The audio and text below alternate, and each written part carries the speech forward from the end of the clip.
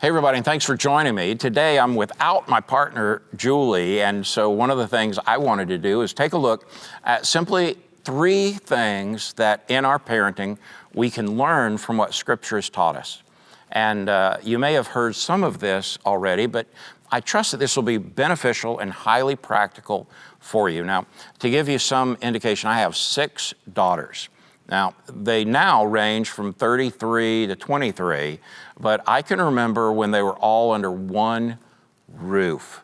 And I may never be able to overcome that. I am scarred for life having 6 daughters under one roof. 4 daughters in college at the same time, which means 4 new drivers at the same time.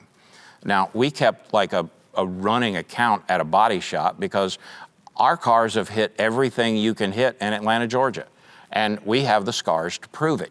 But what we have learned is this, and these 3 things I trust would give you a great deal of encouragement as you parent. That is, number 1, when your child totally messes up, and they will, remember this: how great is it that that can happen under your roof and under your watch before the circumstances and the reactions that come from it, including the consequences, become so much more severe. I encourage you, if you're a young parent, lose this one sentence from your vocabulary, and that is, my kid will never do, and then you fill in the blank. Because odds are good the minute you say, my kid will never do that, your kid will most certainly at some point do that. And be prepared to know that there is a point in which children hit this magic line where all of a sudden they realize you're not perfect. Well, those are difficult days, but set your expectation to know that your child is a person in and of themselves. God created them with their own little temperament. He's created them with their own sense of desires and dreams. And as a result, they're not always going to act and react the way you want them to or how you think you've crafted them to do so. And when they act or react, I encourage you to do this one thing: realize that because they didn't do exactly what you wanted them to do, that doesn't mean that A, they're bad, doesn't mean that B, they detest you, and doesn't mean C, that they're scarred forever because they've made a mistake. All we have to recognize is this: that God made no mistake when He made you, therefore He made no mistake when He made them. And the way we learn is through those moments in which we don't always act or react perfectly.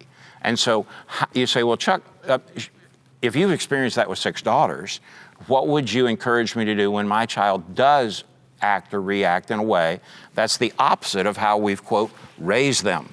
And my first statement is this: remember this, you want to have a relationship with that child when they're in their 20s and 30s as much as you do now. So don't do something today that would keep that from happening. This is a marathon that you're on, because someday you're going to be old, and that little boy or girl, they're going to remember that. Don't let them remember that the only thing you did was react poorly.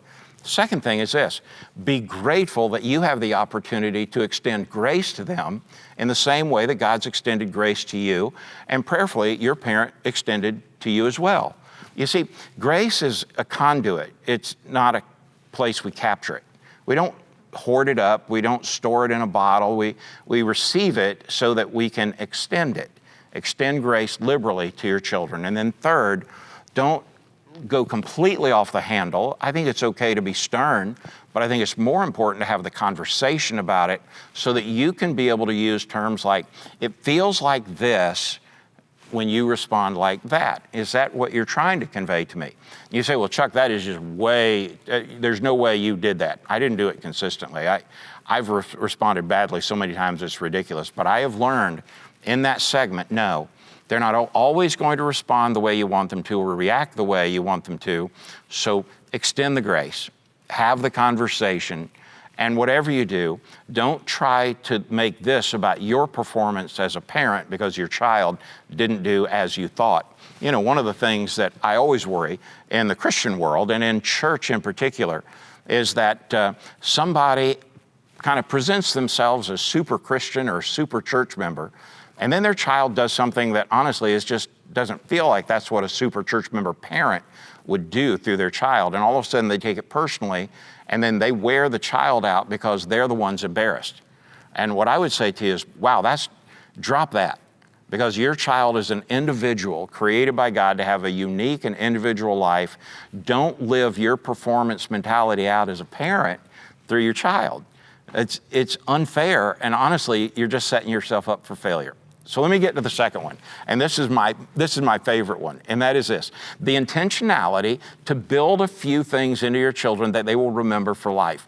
I'll never forget this as long as I live. When two of our older girls, when they were little, I would take them to school, or their mom would take them to school, and what we did every single day on the way to school is we would recite the 121st Psalm. Now you might say, well, Chuck, that's just too much. It's 8 short verses, but it is the picture that I wanted my children to know. When I'm in trouble, where do I look for help? I look to the Lord. And I find it interesting that now I'm watching my children as parents do the same thing with their children. And we were doing this when we were taking them to school as kindergartners and first graders and middle schoolers. And if you think about it, 8 verses, when you do that every day, 5 days a week for all those years, we've created something that's deep and inside them. And Scripture being a living and breathing thing, it has been working in their life all these years. And as a result, I promise you, I don't have a single kid that's like super Christian. I don't have a kid that anybody's going to look out and say, wow, now that kid, they're just loving Jesus with all their heart. Because outwardly, they've learned that, this is a matter of my heart, and I want my heart to be right with God. And as a result, I want to look to the Lord for my strength and my help. Find something small like that you can instill in your children that will be something that will outlive you and live on to your grandchildren and great-grandchildren. And then finally, here's what I really want to give you this word about church. All right, now, as a pastor, what I'm supposed to say is, man, drag your kids to church. All right, don't do that. Don't drag your kid to church because that's what you do. Let church be something fun, and let church be something that they choose to be a part of. Now, don't get me wrong. I think every parent has a responsibility to help get children in the habit of attending worship and attending a place where they can grow in Christ.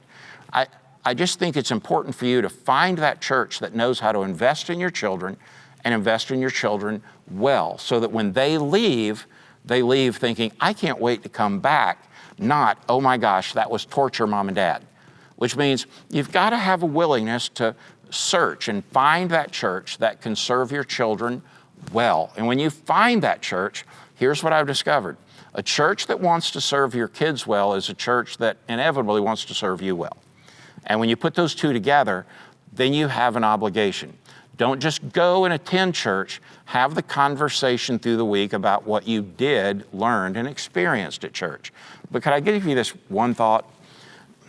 Many of us, most of us, I know I do, I have this natural critical spirit that's built within me, and so it's easy to have a performance mentality when it comes to what we liked and we didn't like about church, and then it's easy for us to have conversations about, well, I can't believe they wore that, or, I can't believe he said that, or I can't believe it went that long, or I can't believe it was that loud, and before long, we'll build a critical spirit into our children, and what happens when we do that is church becomes something like they're the judge, and the people on stage are the singers, and the game is American Idol. Well, we want our children to know that we're coming to worship in God's home, God's house, because we've come to worship, not because we've come to simply been entertained or to simply learn or especially not to just critique. I realize it's easy to critique preachers. I'm one of them, and I get my fair share of it.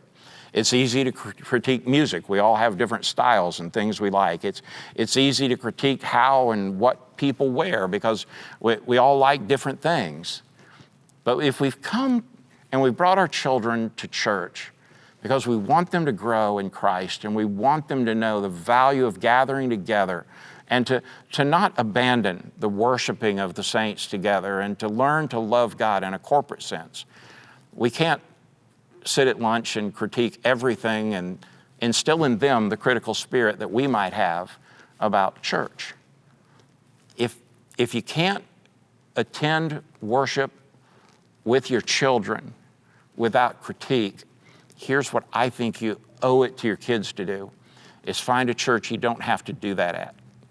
And I don't say that because I would want anybody to leave, but I do that because I want everybody to give their children an opportunity to know how awesome it is to worship at the feet of Christ and to grow up knowing that He is for them, not against them, that He has a plan for them to succeed, not to thump them on the head with every mistake, that they know what grace feels like because they've received it and they've had an opportunity to extend it. And finally, that they know how to serve other people. The happiest children on earth learn how to serve other people when they're young. Let them experience that in your church relationship. I trust this has been beneficial to you today. And if it has, I'd love to hear from you. Just shoot me an email, chuck@sugarhillchurch.com, chuck@sugarhillchurch.com. If you have any thoughts, concerns, or maybe just want to sit down and talk about parenting, I'd love to do that. So thanks again, and I trust you have the greatest day ever. Go in peace.